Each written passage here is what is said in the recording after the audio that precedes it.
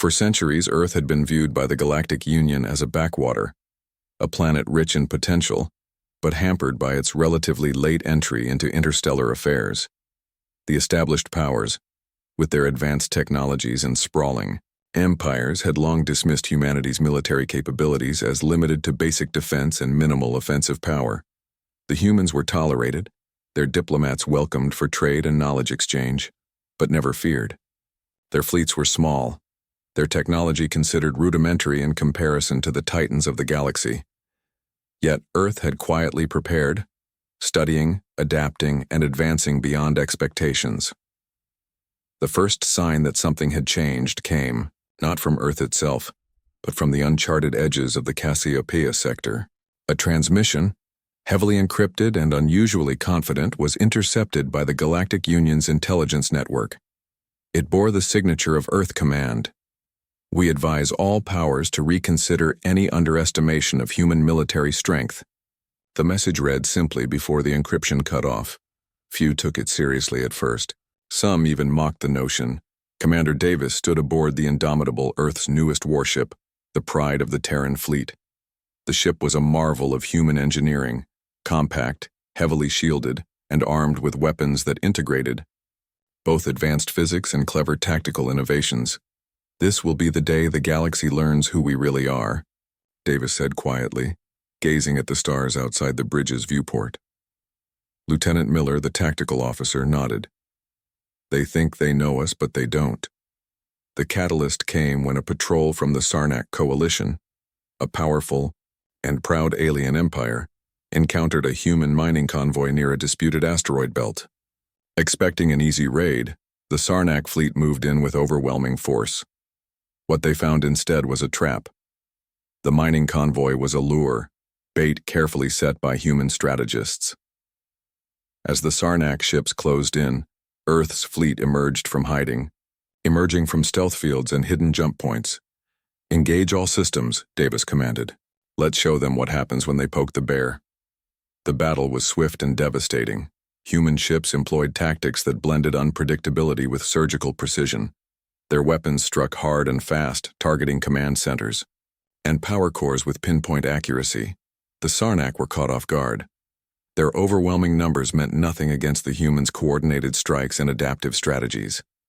Lieutenant Miller guided the fleet expertly. "Flank from the starboard and cut their retreat," she ordered. "Keep pressure constant." The Sarnak flagship faltered under the assault. Shields collapsed, systems failed, and the great vessel was forced to surrender. News of the engagement spread like wildfire across the galaxy. The once dismissive powers could no longer ignore humanity's military prowess. Earth did not boast or brag. Instead, their leaders offered terms of peace, backed by a clear message. Humanity's strength was not to be tested lightly. At the Galactic Council, debates erupted.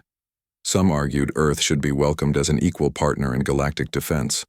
Others warned of a rising power that could upset the delicate balance. Ambassador Collins from Earth spoke calmly.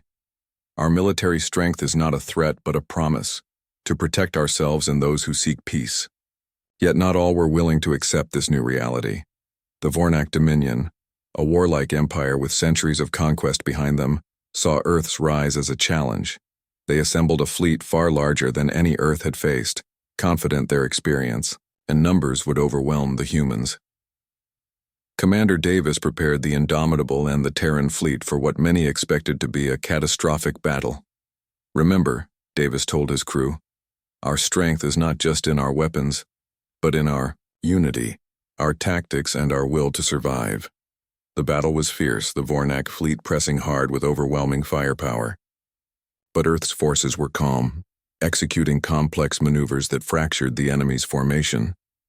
Human engineers had developed new shield technology that absorbed and redirected energy blasts, and their weapons systems could adapt mid-combat to exploit weaknesses in enemy designs. Lieutenant Miller's voice was steady through the chaos. "Target their command ships and communication arrays.